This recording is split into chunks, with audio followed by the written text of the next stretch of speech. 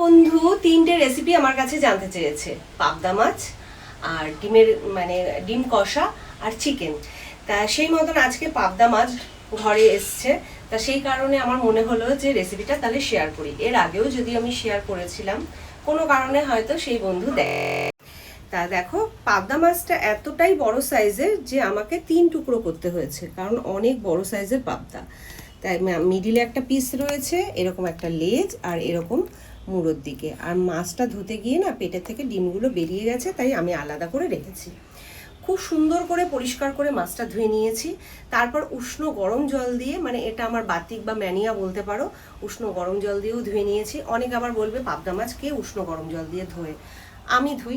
ইলিশ মাছ, চিংড়ি মাছ আর কয়েকটা মাছ বাদ দিয়ে আমি সমস্ত মাছই উষ্ণ গরম জলে একটু ধুয়ে নিই। অনেকে লেবু মাখিয়ে রাখে, কিন্তু আমি লেবু মাখিয়ে রাখি না। উষ্ণ গরম জল দিয়ে ধুয়ে নিলে না মাছটা খুব সুন্দর পরিষ্কার হয়। তা চলো, এবার আমি নুন আর হলুদটা মাখিয়ে নেব। প্রথমেই দিয়ে দিচ্ছি পরিমাণ মতন নুন, তারপর দিয়ে দিচ্ছি পরিমাণ মতন হলুদ গুঁড়ো। খুব সুন্দর করে মাছের গায়ে নুন আর হলুদটা মাখিয়ে নেব। আর মাখিয়ে আমি একটু রেখে দেব, সেই ফাঁকে আমি আলু যা যা দরকার মাছ রান্না করার জন্য সেই জোগাড়টা আমি করে নেব। পাবদা মাছ রান্না করার জন্য একটা মশলা রেডি করব। আর মশলা রেডি করার জন্য এরকম সাইজের একটা টমেটো লাগবে। তা টমেটোটা কেটে আমি দিয়ে দেব মিক্সারের বাটিতে, পেস্ট করে নেব। আর এর সাথে আরও কিছু কিছু জিনিস দেব, সেটা দেখাচ্ছি একে একে। এখানে দেখো মোটা মোটা 10খানা লঙ্কা নিয়েছি, এটাও দিয়ে দিচ্ছি। আমরা একটু ঝালটা খেতে পছন্দ করি, তাই এতগুলো লঙ্কা দিয়েছি। তোমরা যে যেরকম ঝাল খেতে পছন্দ করো সেরকমই কিন্তু বুঝে কাঁচা লঙ্কাটা দেবে। আর এরকম ছোট চামচের 1 চামচ গোটা জিরে দিয়ে দিচ্ছি। খুব সামান্য জল দিয়ে এটাকে আমি পেস্ট করে নেব। এটা আমি করে নিয়েছি আর সুন্দরভাবে হয়েও গেছে। আজকে যে পাবদা মাছটা আমি রান্না করব, আর সেই রান্নাটা কিন্তু করব এই বেঙ্গল মার্কা খাঁটি সর্ষের তেল দিয়ে। এর আগেও আমি তোমাদের বলেছি এটা একদম নির্ভেজাল, এটা কিন্তু কোল্ড প্রেস, ঠিক আছে। আর এই তেলটা দিয়ে আজকে আমি রান্নাটা করব। তা চলো কড়াতে দিয়ে দিই। এই দেখো তেলটা আমি দিয়ে দিলাম। কড়াটা কিন্তু গরম আছে, আর তেলের কালার দেখে আশা করি তোমরা বুঝতেই পারছো যে তেলটা কতটা নির্ভেজাল। তা তেলটা কিন্তু গরম হয়েও গেছে। এই দেখো তেলটা দেখাও একবার। তেলটা চারিদিকে আমি একটু ছড়িয়ে নিই। ছড়িয়ে নিয়ে এইবার এক এক করে আমি মাছগুলোকে কিন্তু ভেজে নেব।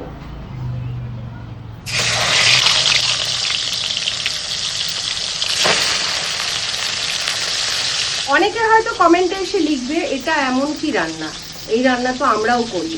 একদমই তাই, এই রান্নাটা হয়তো অনেকেই করো, আবার অনেকে হয়তো অন্যভাবে করো। পাবদা মাছ কিন্তু অনেকভাবে করা যায়। সর্ষে পোস্ত দিয়ে করা যায়, শুধু সর্ষে দিয়ে করা যায়, শুধু পোস্ত দিয়ে করা যায়, আবার এইভাবেও করা যায়। আমার কাছে এক বন্ধু দেখতে চেয়েছে বা জানতে চেয়েছে, তাই আমি রেসিপিটা শেয়ার করছি। এই নিয়ে কেউ আবার মন্তব্য করো না, এইরকম রান্না এইরকম ঝোল রান্না কে না পারে, সবাই পারে, আমিও জানি সবাই পারে। কিন্তু কেউ একজন রিকোয়েস্ট করেছে, তার রিকোয়েস্ট রাখতেই কিন্তু এই রেসিপিটা শেয়ার করছি। আর আমি বেঙ্গল মার্কা তেল দিয়ে রান্না করছি। আরেকবার তোমাদের দেখিয়ে দিই। এই দেখো, এই হচ্ছে বেঙ্গল মার্কা খাঁটি সর্ষের তেল। তোমরা যদি কেউ এই তেলটা ব্যবহার করতে চাও, অবশ্যই স্ক্রিনে দেওয়া নাম্বারে কন্ট্যাক্ট করো বা হোয়াটসঅ্যাপ করো। তোমরা বাড়ি বসেই কিন্তু এই তেলটা পেয়ে যাবে। আর এই তেলটা কিন্তু 500 গ্রাম বোতলেই পাওয়া যায়। 1 লিটার কেউ যদি নিতে চাও, 1 লিটার নিতে গেলে তোমাদের দুটো বোতল নিতে হবে। তা চলো রান্নাটা করতে থাকি। আর আরেকটা জিনিস তোমাদের বলে রাখি, সেটা হচ্ছে পাবদা মাছ যখন ভাজবে গ্যাসের আঁচটা লোতে রেখে ভাজবে। একটু সময় হয়তো লাগে, কিন্তু তেল ছিটোয় না। আর তুমি বাড়িয়ে দিয়ে ভাজলে না পুট পাট ফাটতে থাকবে, আর তেল ভীষণ ছিটকোয়। আমি ওর জন্য চেষ্টা করি একটু সময় নিয়ে গ্যাসের আঁচটাকে লো করে আমি মাছটা ভাজার। আর গ্যাসের আঁচটা লো করে রান্না করলে কি এর বেনিফিট কি আছে জানো তো? তেলটা উড়ে যায় না, অল্প তেলেও সুন্দর রান্না করা যায়। হ্যাঁ, তবে একটু সময় হাতে নিয়ে রান্নাটা করতে লাগে। তা চলো এইভাবেই আমি সব কটা মাছ কিন্তু ভেজে নেব।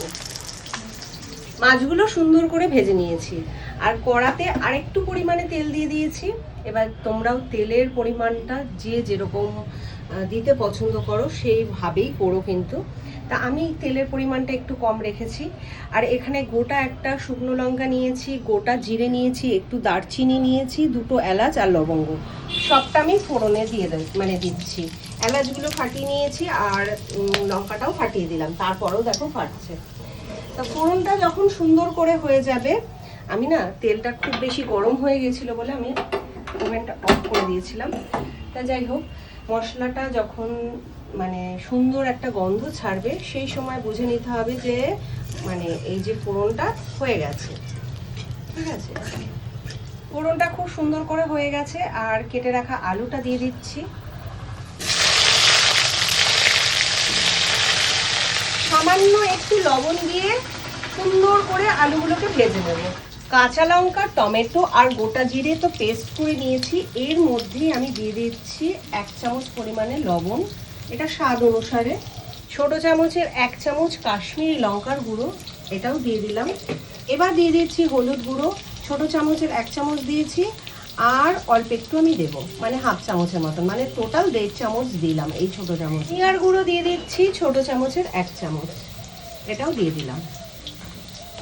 সামান্য চিনিও এর মধ্যে দিয়ে দিচ্ছি।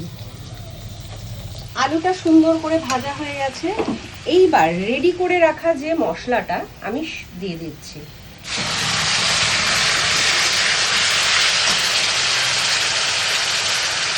মশলাটা খুব সুন্দর করে কষিয়ে নেব, আর একটু জলও দিয়ে দেবো। মিক্সারের বাটি ধুয়ে যে জলটা, সেই জলটাও দিয়ে দিলাম।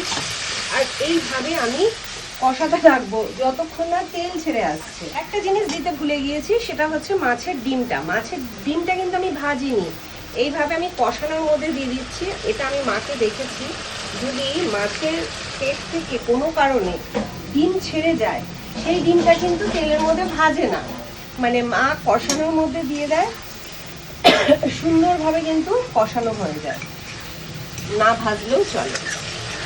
মশলাটা খুব সুন্দর করে কষানো হয়ে গেছে। এবার পরিমাণ মতন আমি জল দিয়ে দিচ্ছি। ঝোলটা ফুটে গেছে, এবার এক এক করে আমি মাছগুলোকে দিয়ে দেবো।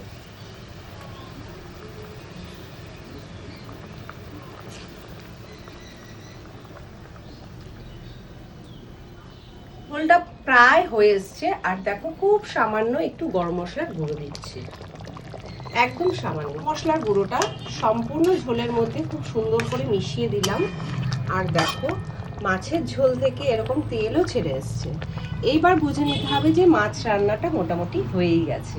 গ্যাসের আঁচটাকে অফ করে দিচ্ছি, আর থালায় ঢেলে আমি তোমাদের দেখাচ্ছি।